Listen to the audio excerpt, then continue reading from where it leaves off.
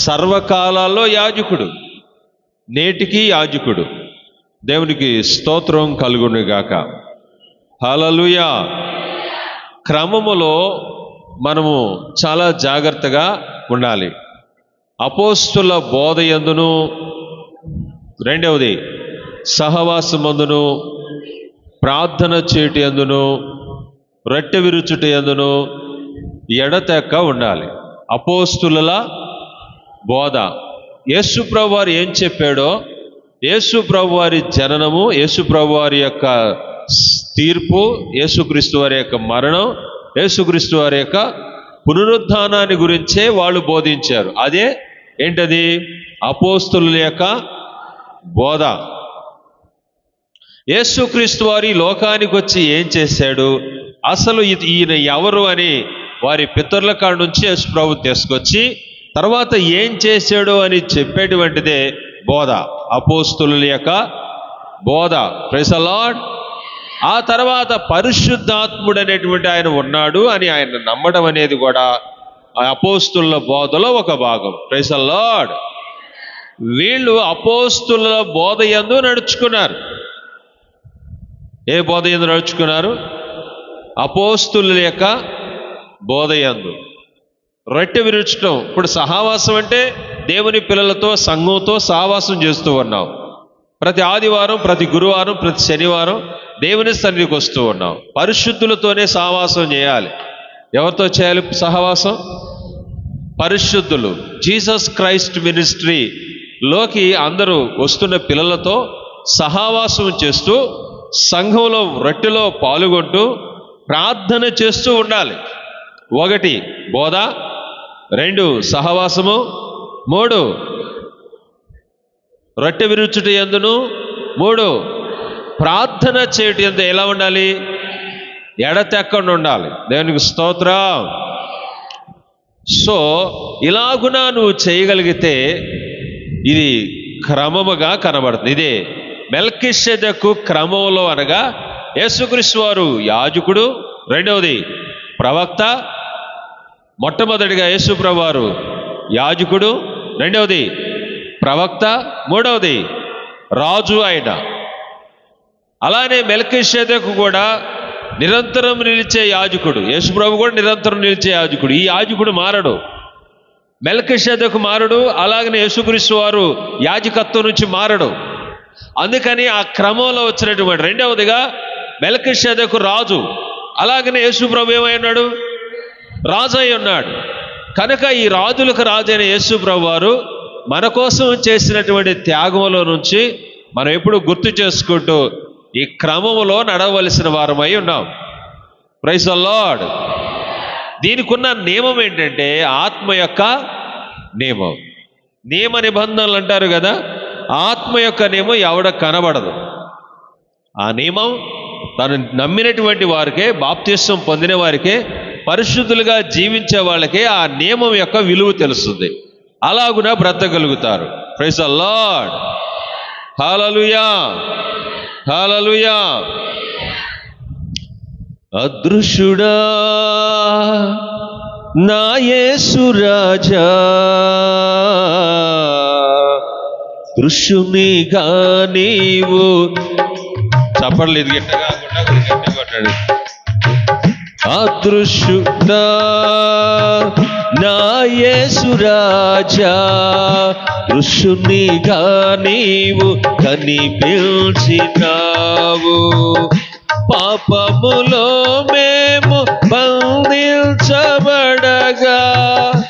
దృశ్యునిగా వచ్చి విడిపించినావు.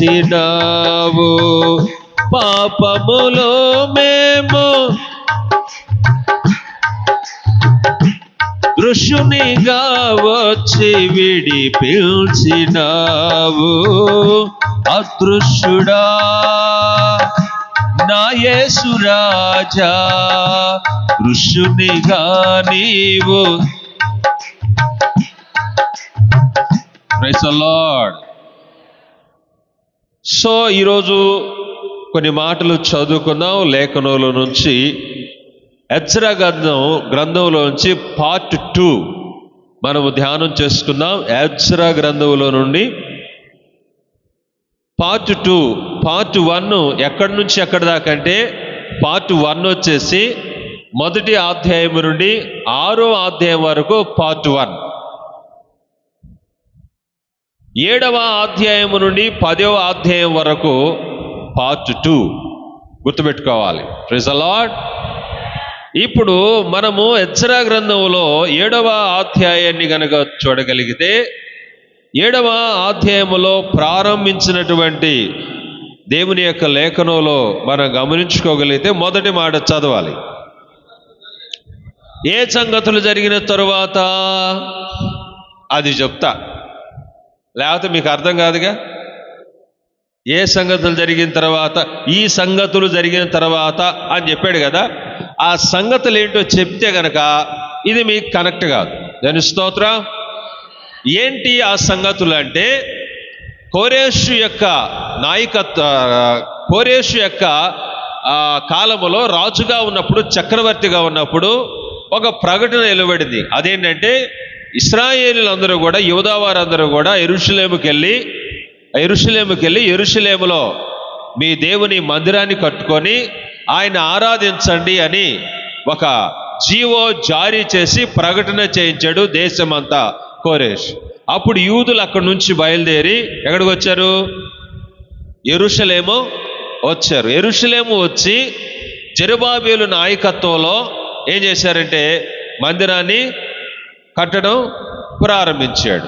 1 సంవత్సరం తర్వాత కట్టడం ప్రారంభించారు. ప్రారంభించిన 2 సంవత్సరాలకి ఆ వైపున ఆ నది అవకడ అనగా యొర్దానికి అవకడ నుంచి వచ్చినటువంటి వారు ఏం చేస్తారంటే మేము కూడా కడతామన్నారు. సహకరిస్తాం, మేము కూడా కట్టడానికి ప్రయత్నం చేస్తామంటే వద్దని వీళ్ళు చెప్పిన దానికి ఆ పని ఆపిచ్చారు. ఇంచుమించుగా 15 సంవత్సరాల నుంచి 16 సంవత్సరాలు ఏం ఆపిచ్చారు? మందిరం కట్టకుండా ఆపిచ్చారు. ఆపిచ్చి లంచాలిచ్చి ఆపిచ్చారు. ఆపిచ్చిన తర్వాత జకరయ, హగ్గై అనబడినటువంటి ప్రవక్తలు లేసి వాక్యాలు బోధిస్తూ ఉండగా ఆ వాక్యాల ద్వారా మరలా ప్రేరేపించబడినటువంటి వారై అర్థహసస్త అనబడినటువంటి రాజు దగ్గర నుంచి ఆజ్ఞ వచ్చిన తర్వాత మందిరము మరలా కొనసాగింది. మందిరం కట్టడం పూర్తయిపోయింది. Praise the lord. హల్లెలూయా. అంటే ఇంచుమించుగా మనం చూసినప్పుడు ఒక 20 సంవత్సరాలు పట్టింది ఆ మందిరం కట్టడానికి. అయితే జరిగినటువంటి పరిస్థితి ఏంటంటే ఆ తర్వాత 60 సంవత్సరాలకి ఎజ్రా బబులోను నుంచి బయలుదేరాడు. ఎన్ని సంవత్సరాల తర్వాత?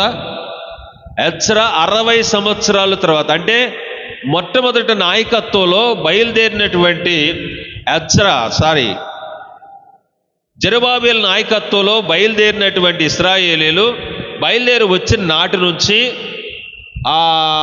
మరలా ఎజ్రా యెరూషలేము వచ్చే వరకు 80 సంవత్సరాలు పట్టింది. Praise the Lord. ఇదంతా బైబిల్లోనే రాసి ఉంది. మీకేం కొత్త విషయాలు నేనేం చూడడం లేదు, ఉన్న విషయాలు బైబిల్లో రాయబడింది.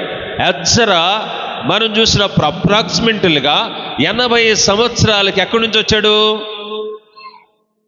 యెరూషలేము నుండి వచ్చాడు. యెరూషలేము నుండి వచ్చేటప్పుడు తాను మందిరానికి ఇంకా ఏమైనా కావలసినటువంటివన్నీ తీసుకొని బయలుదేరి వచ్చినటువంటి పరిస్థితి కనబడుతుంది. ఆ తర్వాత ఎజ్రా కనబడినటువంటి విషయం ఏంటంటే ఇక్కడ భయంకరమైనటువంటి సంఘటన 2, 7వ అధ్యాయము తర్వాత 8వ అధ్యాయం మనకేం చూపిస్తుంది అంటే ఎజ్రా అక్కడి నుంచి బయలుదేరేటప్పుడు జరిగిన సంఘటనలు, అనగా దారి మార్గంలో వాళ్ళు ప్రయాణం చేస్తున్న విషయాలు కనబడతా ఉంటాయి. రాజు ఇచ్చిన ఆజ్ఞ మొదటి 7వ అధ్యాయంలో కనబడితే 8వ అధ్యాయంలో రాజైనటువంటి అర్థహసస్త ఏలుబడి కాలమందు బబులోను దేశము నుండి నాతో కూడా వచ్చిన వారు అంటూ రాయబడినటువంటి మాట ఆ వంశములో ఉన్నటువంటి వారందరూ బయలుదేరి వచ్చిన సంఘటన. ఎంతమంది బయలుదేరి వచ్చారనే సంగతి చెప్తాడు. 1700 మంది, ఇంచుమించుగా 1700 మంది సుమారుగా బయలుదేరారు. Praise the Lord. మొదటి అధ్యాయం మనకేం చూపిస్తుందంటే రాజు అర్థహస్త ఎజ్రాని పిలిపించి కావలసిన ఇంకేమైనా బంగారం కానీ ఇంకేమైనా తాకీదులు కానీ కావలసినని రాసి ఇచ్చి పంపించేటప్పుడు వీళ్ళు ప్రార్థన చేశారు. ఒక మాట చదువుకుందాం. ప్రార్థన చేశారు. 8వ అధ్యాయంలోంచి 20వ వచనాన్ని మనం చదువుకుందాం. మరియు లేవీయులు చేయవలసిన సేవలో దావీదును అధిపతులు నిర్ణయించిన నెతనీయులతో 200 మంది 20 మంది వచ్చిరా. వీరందరూ పేరులు నియమింపబడిన వారు. అప్పుడు దేవుని సన్నిధిని మమ్మను మేము దుఃఖపరుచుకొని మాకును మా చిన్నవారికిని మా ఆస్తికిని శుభ ప్రయాణము కలుగునట్లుగా ఆయనను వేడుకొనుటకు అహావా నది దగ్గర ఉపవాసముండుడని ప్రకటించి తిని. ఎవరు ప్రకటించారు ఉపవాసముండమని? ఎజ్రా. ఉపవాసం మాకు మా పిల్లలకి మా ఆస్తికి ఏ ప్రయాణం కలగాలి? సుఖ ప్రయాణం కలగాలి. దేవునికి స్తోత్ర. ఇంకో కింద ఒక మాట రాసుకొచ్చాడు. రాజుని సైన్యమును రథములను అడగాలి అని ఆ మాట మనసులోకి వచ్చిందంట. అయితే మా దేవుడు చాలా గొప్పోడని చెప్పి వచ్చాము, ఇప్పుడు కనుక పోయి అడిగితే మా గొప్పతనం ఏముంటుంది, ఇక మా దేవుని గొప్పతనం ఏముంటుంది అంటాడు. ఆడ చదవండి 22. మేలు కలుగుటకై మా దేవుని హస్తము తోడుగా ఉండును గాని ఆయన హస్తమును ఆయన ఉగ్రతయు ఆయనను విసర్జించు వారికందరి మీదికి వచ్చునని మేము రాజుతో చెప్పి ఉంటిమి గనుక మార్గమందు శత్రువుల విషయంలో మాకు సహాయం చేయండి అని రాజు సైన్యమును రౌతులను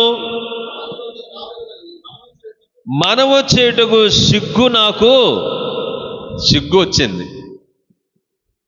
ఎందుకంటే మా దేవుడు చాలా గొప్పడని చెప్పుకున్నాం. ఇప్పుడు పోయి సైన్యం కావాలి, రథాలు కావాలి, ఇంకోటి రక్షణగా ఉండాలి అనేటువంటి ఆలోచన మాకు లేదు. ఇలాగ ఆలోచన చేయాలనుకుంటే నాకు సిగ్గుగా ఉందని ఆలోచన చేసి వాళ్ళే బయలుదేరారంట. ఏ సైన్యము లేకుండా, ఏ శత్రువు మీద పడినా కానీ ఆయనే చూసుకుంటాడని భారమంతా ఎవరి మీద వేశారు? ఎన్ని వందల కిలోమీటర్ల ప్రయాణం? 1400 కిలోమీటర్లు. ఎన్ని రోజులు ప్రయాణం? 4 నెలలు ప్రయాణం. Praise the lord. 4 నెలలు ప్రయాణం, 1400 కిలోమీటర్లు. పిల్లలు, గొర్రెలు, మందలు, మేకలు, సామాను ఇదంతా వేసుకొని యెరూషలేము రావాలి నడుచుకుంటా. అప్పుడేమో విమానాలు ఉన్నాయా? విమానాలు ఏమి లేవు. కొన్ని రైళ్ళు ఉన్నాయా? లేవు. కార్లు ఉన్నాయా? లేవు. ఉంటే బళ్ళు ఉంటాయి, రథాలు ఉంటాయి. అవి కూడా ఆ 7 దినాల్లో వాళ్ళకి లేవు. ఎందుకంటే వీళ్ళు బానిసలుగా వెళ్ళినటువంటి వాళ్ళు. బానిసలకు ఇవన్నీ ఆడ నుంచి ఉంటాయి? ఉండవు కదా. రాజును అడగటానికి కావు మా దేవుడు గొప్పోడని చెప్పుకున్నారు, సహాయం మాకు చేస్తాడు అని చెప్పారు. మరలా ఆ విషయం పోయి అడుగుదామంటే సిగ్గు అనిపించిందంట ఎజ్రాకి. అందుకని బయలుదేరి వచ్చారు. దేవునికి స్తోత్రం కలుగును గాక. యెరూషలేము చేరారంట వీళ్ళందరూ. ఎక్కడికి? యెరూషలేము చేరిన తర్వాత ప్రతిష్ఠిత వస్తువులన్నీ ఒకరోజు ఆగిన తర్వాత అవన్నీ తూకాలు ప్రకారంగా ఏడైతే తెచ్చారో బబులోంచి వాటన్నిటిని అప్పచెప్పారు పెద్దలకి. Praise the Lord. ఇక్కడ ఒక పెద్ద 9వ అధ్యాయంలోకి వచ్చేలాగా పెద్ద బాంబు వేలింది. ఏంటి బాంబు అంటే 80 సంవత్సరాలు గడిచిపోయింది వీళ్ళు వచ్చి. ముందు గుంపు వచ్చేలేక ఎన్ని సంవత్సరాలు? ఇంచుమించుగా 80 సంవత్సరాలు గడిచిపోయింది. వీళ్ళు ఏం చేశారంటే ముందు గుంపులో ఉన్నవాళ్ళు బబులోనులో కొద్దిమందిని పెళ్లి చేసుకున్నారంట. బబులోను పిల్లల్ని వీళ్ళు చేసుకున్నారంట. ఇదంతా ఏమైంది? మిక్సింగ్ అయిపోయింది. ఏమైంది? మిక్సింగ్. చాలామంది అంటారు మారు మనస్సు పొందినటువంటి వాడికి, మారు మనస్సు పొందిన బిడ్డకి మారు మనస్సు పొందినటువంటి వ్యక్తికి ఇచ్చి పెళ్లి చేయకూడదు అని. వాస్తవాలు ఇక్కడ రాసినటువంటి మాట చూడండి. 9వ అధ్యాయం 1వ వచనం చూద్దాం. ఈ సంగతులు సమాప్తమైన తరువాత, అంటే ప్రయాణం పనులన్నీ అయిపోయినాయి. ఇప్పుడు దేవుని స్తోత్ర, పెద్దలు నా యొద్దకు వచ్చి ఇశ్రాయేలీయులను, యాజకులను, లేవీయులను, కానానీయులను, హిత్తీయులను, పెరిజ్జీయులను, యెబూసీయులను, అమోనీయులను, మోయాబీయులను, ఐగుప్తీయులు, అమోరీయులను అను దేశ జనుల్లో నుండి తమను తాము వేరుపరుచుకొనక వారు చేయు అసహ్యమైన కార్యములు తామే చేయుచు వారి కుమార్తెలను పెళ్లి చేసుకొనుచు తమ కుమారులను తీసుకొనుచు పరిశుద్ధ సంతతిగా ఉండవలసిన తాము ఆ దేశపు జనులతో కలిసి కొనిన వారై ఆ అపరాధము చేసిన వారిలో పెద్దలు, అధికారులు నిజముగా ముఖ్యులైన ఉండిరని చెప్పారండి పెద్దలు అందరూ. ఇట్ట చేశారయ్యా. ఏమని? పెద్దోళ్ళే ఉన్నారు. ఇంకో చెప్పాలంటే లేవీల్లోనే కొద్దిమంది ఉన్నారు ఇలా పెళ్లి చేసుకున్న వాళ్ళు అని వాళ్ళంతా వచ్చి చెప్పేలేకే ఎజ్రా ఏం చేయాలి? ఏం చేయాలి? మీరైతే ఏం చేస్తారు? Praise the lord. ఎజ్రాని ఒక పెద్దవాడి స్థానంలో పెట్టారు. ఎజ్రాకి దేశం మొత్తం మీద ఈ సంఘటన జరిగిందని తెలిసిపోయింది, పెద్దలు చెప్పారు. ఎజ్రా ఆ సమయంలో ఏం చేసి ఉంటే బాగుంటుంది? Maybe praise the Lord. జుట్టు పీక్కున్నాడంట, చెంపలు పీక్కున్నాడంట, అంటే గడ్డం పీకేసుకున్నాడు, చొక్కా చించుకొని చేసిన అపరాధాలు గాక ఏం గాక మా ఇడు చూడండి. నేను చెప్పేటప్పుడు కింద బైబిల్ ఇంటికి పోయినా చదవండి. రోజు ఇంటికాడ ఇరగ చదివే వాళ్ళ పట్టుబడతా ఉంటారు. Praise the Lord. బైబిల్ చదువుతున్నామంటే చేస్తావు. ఇక్కడ చేసిన అపరాధానికే దేశానికి వెళ్ళారా అమ్మా? ఎన్ని సంవత్సరాలు ఉన్నారు? 70 సంవత్సరాలు ఉన్నారు. ఎట్లో దేవుడు దయచేసి వాళ్ళని తీసుకొని వచ్చారు. అమ్మయ్యా వచ్చాంరా మన దేశానికి, మన ఊరికి మనం వచ్చాం అమ్మా అనుకునే లోపు ఇంకొక బాంబు పేలింది. అంతా చెడిపోయారండి. ఆడున్నారు మనోళ్ళు అందరూ, పెద్దోళ్ళు అందరూ కూడా వాళ్ళ పిల్లలను చేసుకొని అంతా కలుషితం అయిపోయింది. ఇక ఆ ఎజ్రా ఏడవటం మొదలుపెట్టాడు. జుట్టు పీక్కొని, చెంపలు పీక్కొని, చొక్కా చించుకొని సాయంకాలం నైవేద్యం అర్పించేంత వరకు అలాగనే ఉన్నాడంట. అంటే 6 దాకా ఉన్నాడు అలాగనే. అంటాడు యాతేమలో చేసిన తప్పు పెద్దది, అదే మన మీద మోపి మనల్ని ఎట్టువగట్ట మరలా దయచేసి తీసుకొచ్చాడు. ఇంకొక భారం ఏడమోస్తాం? ఇది కూడా నెత్తిన పెట్టుకున్నారంటారా? ఇంత దుర్మార్గంగా అయిపోయారా? నాతో ఎవరు మాట్లాడబాకండి అని చెప్పేసి పోయి ఏడుస్తున్నాడు ఎజ్రా. గుర్తుపెట్టుకోండి, ఇంట్లో ఏదైనా ఒక పాపకరమైనటువంటి సంఘటన జరిగితే ఆ పాపాన్ని బట్టి ఎప్పుడైనా ఏడ్చి ప్రార్థన చేసావా? వాడేంద్రా వాడు మగోడు తిరుగుతాడు కొద్దిమంది, దాన్ని ఏముంది లేరా అని చెప్పేసి మాటలు మాట్లాడుతూ చేస్తూ ఉంటే దేవుడు దేన్నైనా క్షమిస్తాడు కానీ పాపాన్ని క్షమించడు. మాట్లాడుతున్నాడు ఎజ్రా. ఏం మాట్లాడుతున్నాడు చూద్దాం. 7వ వచనం చదవండి. మా పితరుల దినములు మొదలుకొని నేటి వరకు మేము మిక్కిలి అపరాధులము. మా దోషములను బట్టి మేము మా రాజులను మా యాజకులను అన్య దేశముల రాజుల వశమునకును ఖడ్గమునకును చెరకును దోపునకును నేటి దినమున ఉన్నట్టు అప్పగింపబడు చేత మిగుల సిగ్గునొందిన వారమైతిమి. ఎలాంటి సిగ్గు? మిగుల సిగ్గు. నాకు ఒక మాట భలే గుర్తొస్తుంది. ఎప్పుడు సంఖ్యలు వేసుకొని అందరికి సంఖ్యలు వేసి తీసుకెళ్తున్నారండి బబులోనికి. ఆ సైన్యంలో ఇంచుమించు 10,000 మంది ఉన్నారు. 10,000 మందిలో ఇర్మియా కూడా ఉన్నాడంట. ఎవరున్నారు?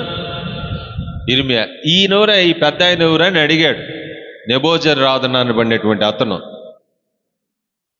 బబులోను చక్రవర్తి నెబుకద్నెజరు యొక్క దేహ సంరక్షకుడైనటువంటి అతను ఈ మాట అడిగాడు. అడిగినప్పుడు ఈయన ఇర్మియా అండి అంటే, అయ్యా నువ్వా అని ఇర్మియా సంఖ్యలు తెక్కొట్టి బయటకు తీసుకొచ్చి ఇర్మియాతో చెప్తాడు ఒక మాట. ఏమని తెలుసా? అసలు మీకు ఈ గతి ఎందుకు పట్టిందో తెలుసయ్యా? వాళ్ళందరిని చూసి అంటున్నాడు, సంఖ్యలు వేసుకొని బందీలుగా తీసుకొని పోతున్న సందర్భంలో మీకందరికీ ఈ గతి ఎందుకు పట్టిందో తెలియదు. ఒక అన్యుడు అంటున్నాడండి. Praise the lord. ఎవరంటున్నాడు? ఒక అన్యుడు, బబులో నుంచి వచ్చిన అన్యుడు అంటున్నాడు, మీకు ఈ గతి ఎందుకు పట్టిందో తెలుసా? మీరు చేసిన అపరాధం వలన, మీ దేవుణ్ణి ఆరాధన చేయకుండా విగ్రహారాధన చేసి మీ బతుకులు ఎలా చేసుకున్నారా అన్నాడు. విగ్రహారాధన చేసి మీ జీవితాలు ఇలా అయిపోయినాయి అని, అందుకే మీకు గతి పట్టిందని. అందుకని దాన్ని గుర్తు చేస్తున్నాడు ఎజ్రా. మాకు సిగ్గు కలిగేటట్టుగా మా బతుకులు మీది ఒక బతుకారంటారు. ఉమ్మేసిన వాళ్ళు ఎంతమంది లేరు బబులోనులో? వీళ్ళనే లేరా? అసలు పోయేటప్పుడే ఉమ్మేశారు వీళ్ళ మీద. ఆ విషయాలన్నీ గుర్తు చేసుకొని ఎజ్రా ఏడుస్తూ ఆ అపరాధం కాదని ఇంకొక అపరాధం నెత్తిన పెట్టుకుంటారంటరా అని ఏడుస్తున్నాడు. సహోదరులారా, గుర్తుపెట్టుకోండి, నీ ఇంటిలో జరుగుతున్న పాపం నీ ఎంట పడకుండా, నీ బిడ్డల ఎంట పడకుండా జాగ్రత్తగా చూసుకోవాలి. మనం చేసిన పొరపాటులే ఏముందులే అనుకుంటే అది నీ జీవితాన్ని కాదు, నిన్నే నాశనం చేస్తుంది. దోషిగా నిలబెట్టి జనములో సిగ్గు తీసేస్తుంది. పొరుగు పోయిన తర్వాత, సిగ్గుపోయిన తర్వాత ఎలా బతకగలమండి? చాలా జాగ్రత్తగా ఉండాలి. ఏడుస్తున్నాడు ఇక్కడ 9వ అధ్యాయాన్ని చూస్తే. ఏమంటున్నాడు తర్వాత? అయితే ఇప్పుడు మా దేవుడు మా దాస్యములో మమ్మను కొంచెం తెప్పరిల్ల చేయనట్లుగాను, మాలో ఒక శేషము ఉండనిచ్చినట్లు గాను, తన పరిశుద్ధ స్థలమందు మమ్మను స్థిరపరచునట్లుగాను మా దేవుడైన యెహోవా కొంత మట్టుకు మా ఎడల దయ చూపి ఉన్నాడు. నిజముగా మేము దాసులమైతిమి. అయితే మా దేవుడైన నీవు మా దాస్యములో మమ్మను విడవక పారసీక దేశపు రాజుల ఎదుట మాకు దయ కనుపరచి, మేము తెప్పరిల్లినట్టుగా మా దేవుని మందిరం నిలిపి దాని పాడైన స్థలమును తిరిగి బాగు చేయుటకును, యూదా దేశమందు యెరూషలేము పట్టణమందును మాకు ఒక ఆశ్రయము ఇచ్చుటకును కృప చూపితివి. చాలు. తర్వాత, మా దేవా, ఇంత కృపనందిన తర్వాత మేమేమి చెప్పగలం? ఇంకా నిజముగా ప్రవక్తలైన దాసుల ద్వారా నీవిచ్చిన ఆజ్ఞను మేము అనుసరింపకపోతిమి కదా.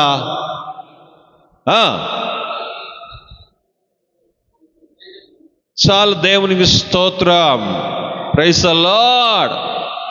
అసహ్యమైన కార్యాలు చేశారు వీళ్ళు. మనిషికి ఒకసారి అవకాశం ఇస్తాడు, 2 సార్లు అవకాశం ఇస్తాడు దేవుడు, 3 సార్లు అవకాశం ఇస్తాడు. జీవితాంతం తప్పుల మీద తప్పులు, తప్పుల మీద తప్పులు, తప్పుల మీద తప్పులు చేసుకుంటా పోతే ఊరుకుంటాడా? ఊరుకుంటాడా దేవుడు? ఊరుకుంటాడా దేవుడు? ఊరుకుంటాడా?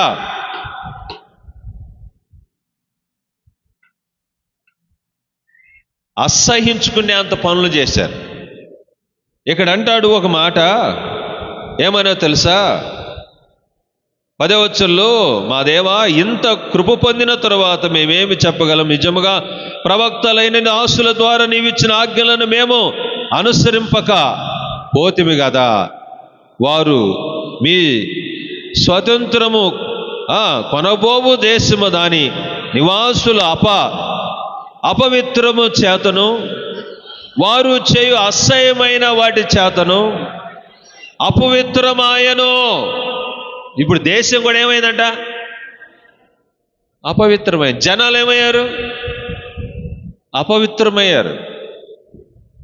అపవిత్రమైన దాన్ని ముట్టకూడదు, చాలా నిష్ఠగా ఉండాలి, చాలా పవిత్రంగా ఉండాలి, ఎవరిని పడితే వాళ్ళని పెళ్లి చేసుకోకూడదు అనేటువంటి నిబంధన ఉంది, ధర్మశాస్త్రములో ఉంది.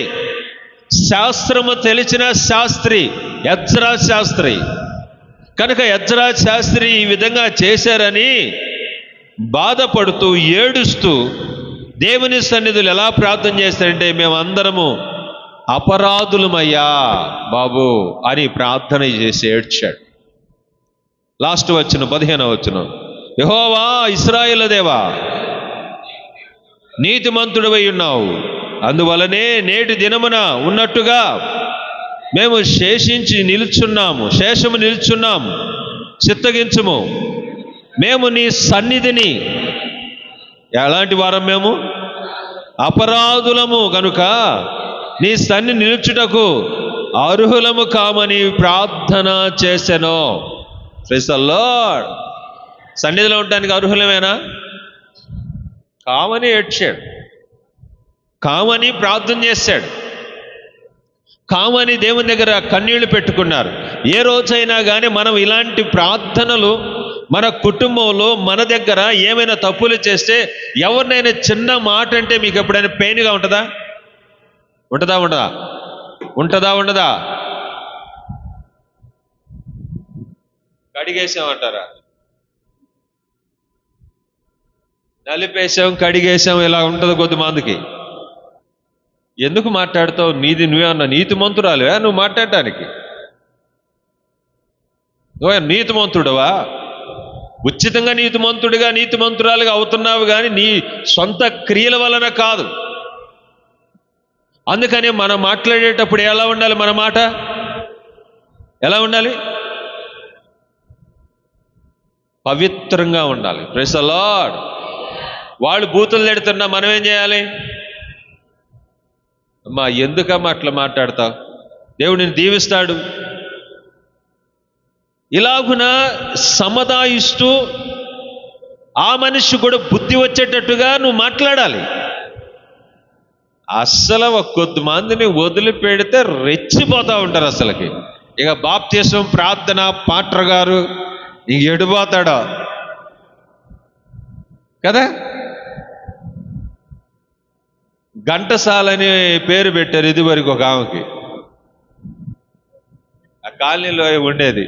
అసలు ఎంత గోల మనిషి అన్నట్టుగా అట్ట చేస్తారు. నేనేమంటానంటే, నిన్ను బట్టి నీ కుటుంబం మారాలి, నిన్ను బట్టి నీ ప్రాంతంలో ఉన్నవారు మారాలి. నిన్ను బట్టి అసహించుకుంటే అసలు దేవుడు అనుకుంటాడు, అసలు దీన్ని బట్టే నాకు అవమానం వస్తుంది, దీన్ని లేపేస్తే బాగుండు అని అనుకుంటే జాగ్రత్తగా కదా మనం ఉండాల్సింది.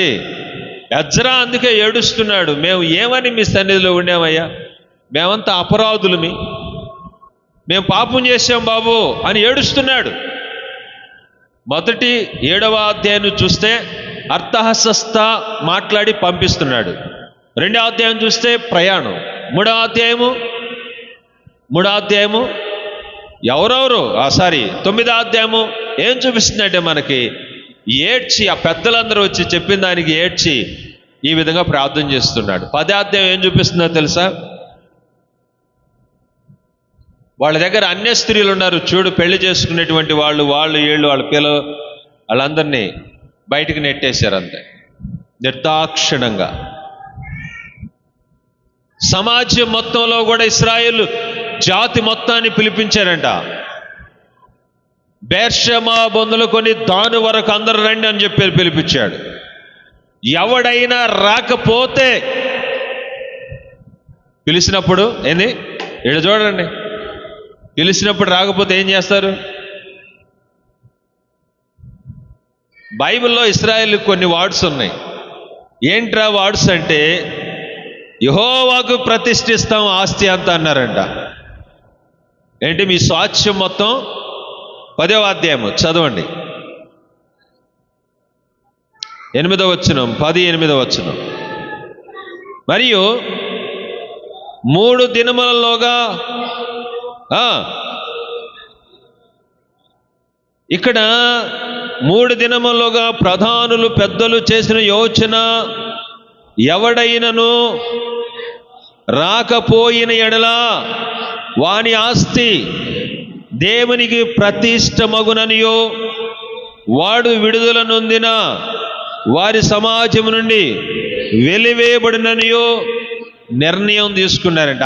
ఇక దేశంలోంచి వెళ్ళిపోవాలి వాడు. 1 దేశంలోంచి వెళ్ళిపోవాలి. 2 వాడి ఆస్తి మొత్తం దేవునికి అటాచ్ అయింది. ఇక వాడికి ఆ 10 ఎకరాల పొలం ఉంది అనుకోండి, ఆ పనం మానుకోవాల్సిందే. ఇది పెద్దలుగా మా నిర్ణయం అని చెప్పినప్పుడు అందరూ వచ్చి వాళ్ళ కుటుంబాల్లో ఉన్న అన్య పురుషులను, అన్య స్త్రీలను పంపించేశారంట. వాళ్ళెవరు? ఇప్పుడున్నా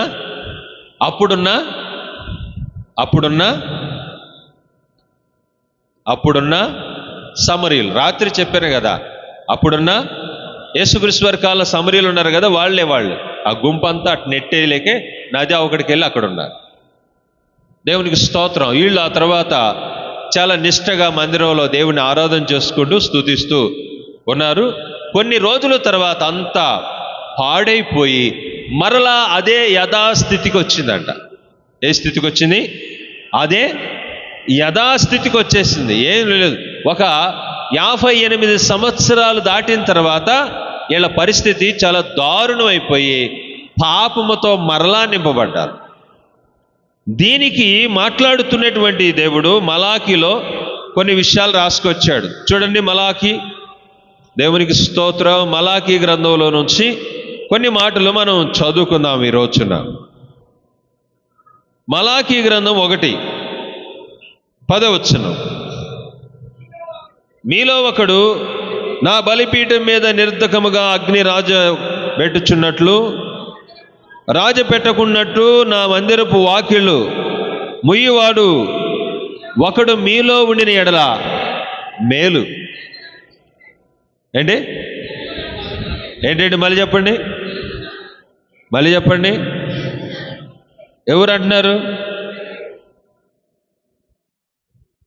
ఎవరన్నా కనుక మనల్ని ఈ మాట అంటే అంత బాగుంటుందా? హాయిగా ఉంటుందా వినటానికి? నువ్వంటే నాకు ఇష్టం లేదని భర్త కనుక భార్యనంటే, ఒక గ్లాసులో ఒక చెంచాలో నీళ్లు పోసుకొని దాంట్లో దూకి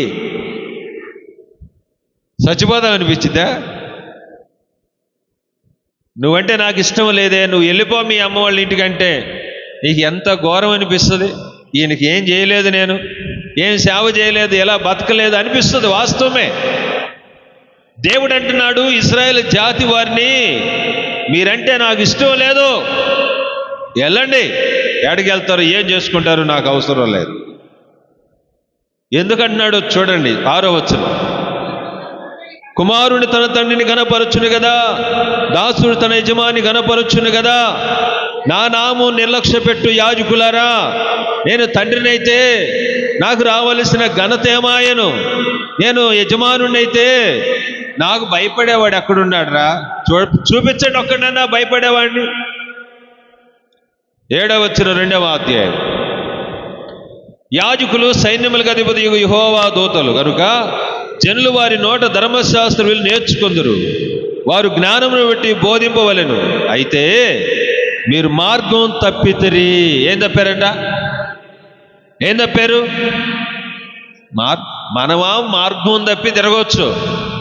దేవుడికి ఏమని ప్రార్థన చేస్తారో తెలుసా? అయ్యా నాకెవరున్నారయ్యక, నువ్వే సహాయం చేయాలయ్యా. నువ్వు మార్గం తప్పి తిరుగుతా నీకు దేవుడు ఎలా సహాయం చేస్తాడు?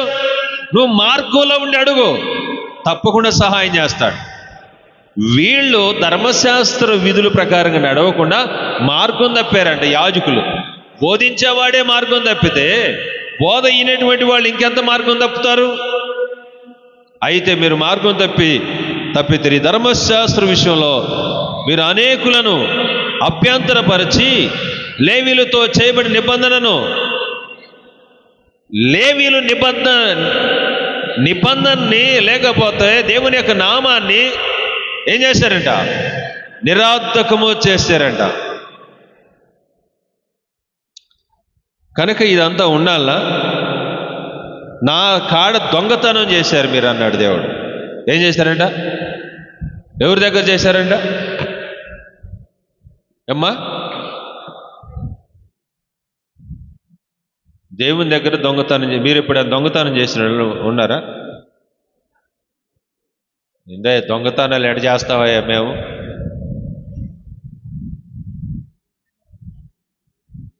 మిరపకాయలు, ఉల్లిపాయలు ఇలాంటివి ఏమైనా చేస్తాం, కానీ దొంగతనం ఎందుకు? అదేట దొంగతనం అయ్యా అంటారు కొద్దిమంది. మామిడికాయలు కోసుకొచ్చి, అసలు మేము దొంగతనం చేయమండి, ఆకలి అయింది కాబట్టి 4 కోసుకున్నాం.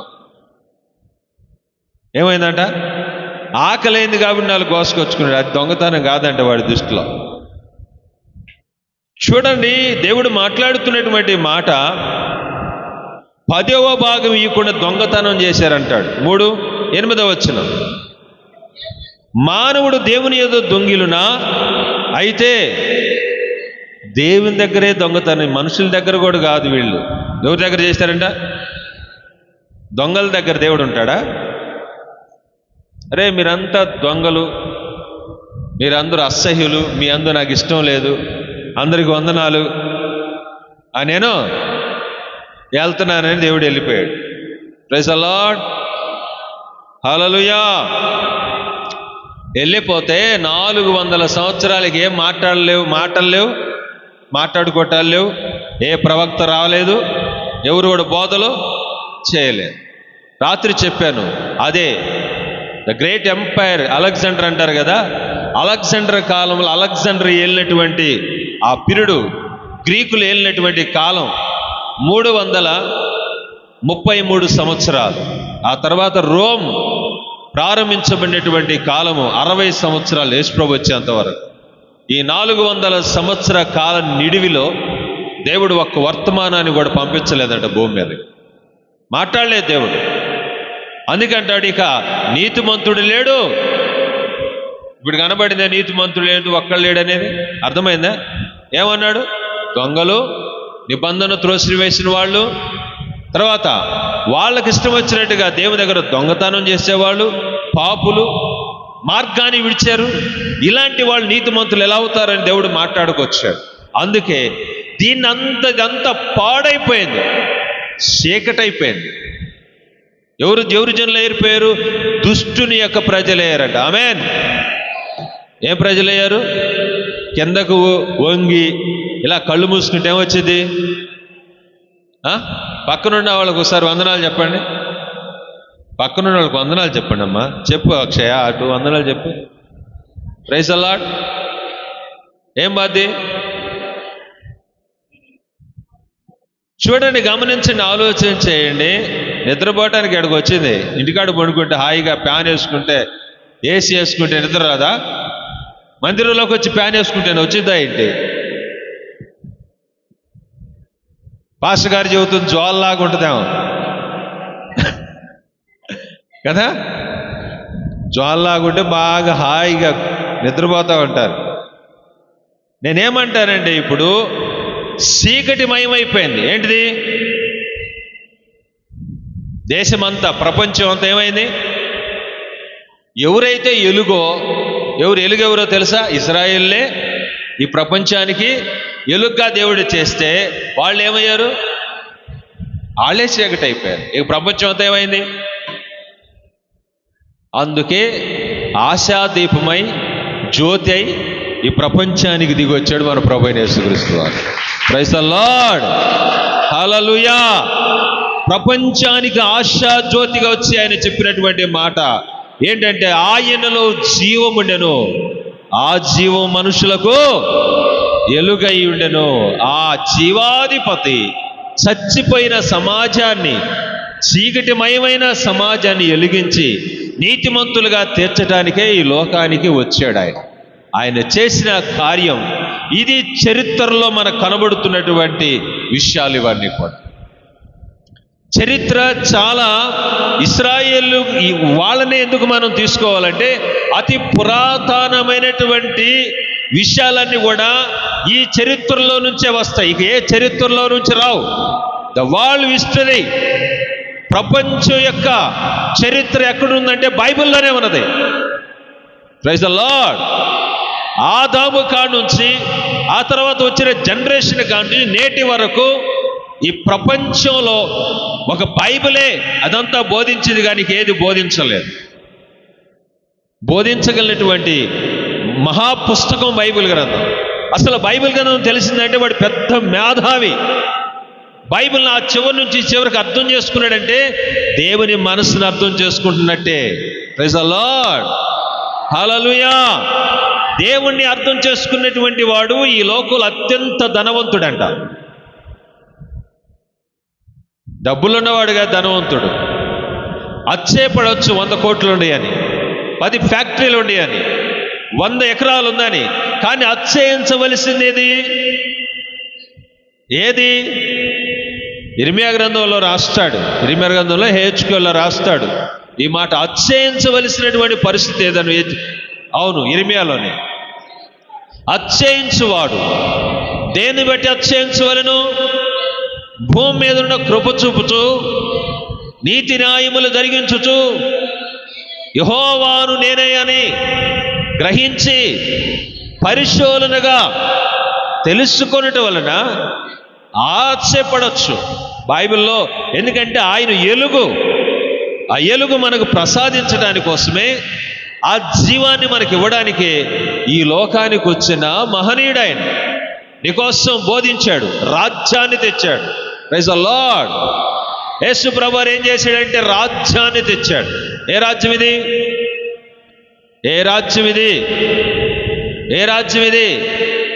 ఎన్నిసార్లు అడుగుతున్నాయంటే పరలోక రాజ్యం అడుగుంది అని గుర్తురాదు మీకు? బైబిల్ ఎన్నిసార్లు రాశాడు ఈ మాట? పరలోక రాజ్యం, పరలోక రాజ్యం, పరలోక రాజ్యం. మీకు ఎంతకాలం చెప్పినా కానీ రాదు రాజ్యం అన్నట్టు. ఎన్నిసార్లు చెప్పాను, చెప్పి పరలోక రాజ్యం గురించి ఒక ప్రసంగాలు ఎన్నో చేసిన. ఏమి రాజ్యం తెచ్చాడు అని చెప్తుంటే, ఏ రాజ్యం తెచ్చాడు ఆయన? పరలోక రాజ్యం. యోహాను బోధించింది అదే, తర్వాత యేసు ప్రభు బోధించింది కూడా అదే బోధించాడు. ఆ రాజ్యం ఎప్పుడు స్థాపించబడింది? ఎప్పుడు బోధించాడు? పెంతెకొస్తు దినమున ఎందుకో తెలుసా? ఆయన ఆత్మ వచ్చి కుమ్మరించబడిన తర్వాత ఆత్మ నియమము స్టార్ట్ అయింది కాబట్టి. Praise the Lord. ఇప్పుడు ఆత్మ సంబంధులం మనం, శరీర సంబంధులం కాదు.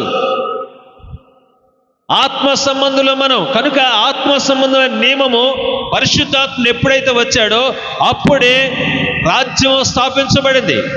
ఆయన ఆత్మ పొందినటువంటి వారు ఆయన రాజ్యం కొరకు తన శరీరమును, తన ప్రాణమును, తన ఆత్మనిచ్చి బలియాగము చేసి క్రొత్త నిబంధనని నియమించినటువంటి వాడు, క్రొత్త నిబంధనని స్థాపించినటువంటి వాడు మన ప్రభువైన యేసుక్రీస్తు వారు. ప్రైజ్ ది లార్డ్, హల్లెలూయా. రాజ్యం స్థాపించడానికి తన రక్తమును ధారపోసాడు. రాజ్యాన్ని స్థాపించడానికి తన బోధలు వినిపించాడు. రాజ్యం స్థాపించడానికి తన యొక్క ఆత్మను మనకిచ్చాడు. ఇప్పుడు పరలోక రాజ్యం మన మధ్యనే, మనమే ఆయన రాజ్యం. అబ్రహాముకి ఇచ్చిన వాగ్దానం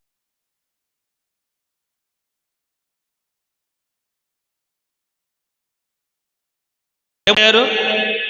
చీకటి అయిపోయినటువంటి పరిస్థితుల్లో వాళ్ళకి మనకి మధ్య ఉన్న అగాధం, ఇప్పుడు వారి పిల్లల్ని చేసుకున్నారని, వాళ్ళ పిల్లల్ని వీళ్ళకి ఇచ్చారని వాళ్ళు విభజించుకున్నారు. కానీ ఇప్పుడు ఏమైంది? అన్యజనులు మనం. Praise the Lord. ఇప్పుడు యేసు ప్రభు వారు ఏం చేశాడంటే ఎఫెసీ పత్రిక ప్రకారంగా మధ్య గోడని పడగొట్టాడంట. ఆమేన్. ఏం గోడ పడగొట్టాడు? మధ్య గోడ. మీకు మాకు ఉన్నటువంటి ఆ మధ్య గోడ పడగొట్టి ఉభయులను ఏం చేశాడు? సమాధానపరిచి అందరినీ ఏకము చేసి, ఎవరైతే యేసు ప్రభు నమ్ముతారో వాళ్ళందరూ దేవుని పిల్లలుగా మార్చి తన రాజ్య నివాసులుగా, తన కుమారులుగా, కుమార్తెలుగా ఉండడానికి ఆయన ఇష్టపడ్డాడంట. ఆమేన్. హల్లెలూయా, హల్లెలూయా. ఇలా చేసిన వాడికి మనం ఏం చేయాలి? జీవితాంతం ఏం చేయాలి? ఒక ఆదివారం వస్తే ఒక ఆదివారం రాకుండా, గురువారం వస్తే ఇంకో గురువారం రాకుండా, సరిగ్గా చప్పట్లు కొట్టకుండా, సరిగ్గా పాడకుండా, సరిగ్గా సన్నిధిలో ఉండకుండా మన ఇష్టం మనకిష్టాపరం చేసుకోవటమా? అలా చేసేవాళ్ళు దొరికిపోయింది. ఎవరు? ఇశ్రాయేలీయులు. నీ ఇష్టం నీకు ఇష్టాపరం కాదు, దేవుని ఇష్టం జరగాలి నీ జీవితంలో. నీవు నీ సొత్తు కాదు, విలువ పెట్టి కొన్నాడు ఆయన నిన్ను. Praise the lord. హల్లెలూయా. రాజులైనా యాజకునిగా నన్ను చేసిన నా యేసయ్యా, రాజులైనా యాజకుని నా యేసయ్యా, యాజక రూపమై నిన్ను సేవింపను, నిన్ను సేవింపను, జీవించెదను నీ కొరకే, ఇలా జీవించెదను నీ కొరకే. సాత్వికుడానా భారము మోసి రక్షించినావా, సాత్వికుడా. Praise the lord. పాపుల్ని పిలిచాడు, పేదలను పిలిచాడు, వారి పాపం నుంచి విడుదల చేశాడు, తన వారిగా చేశాడు.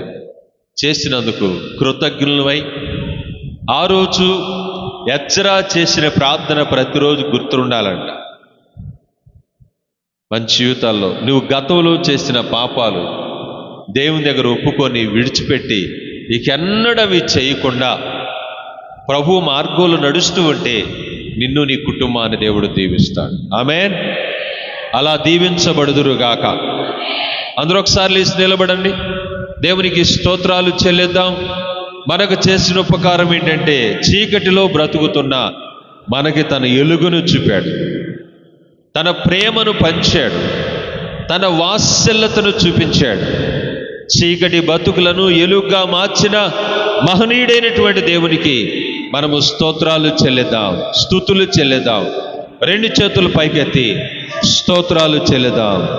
స్తోత్రం, స్తోత్రం, స్తోత్రం, స్తోత్రం, స్తోత్రం.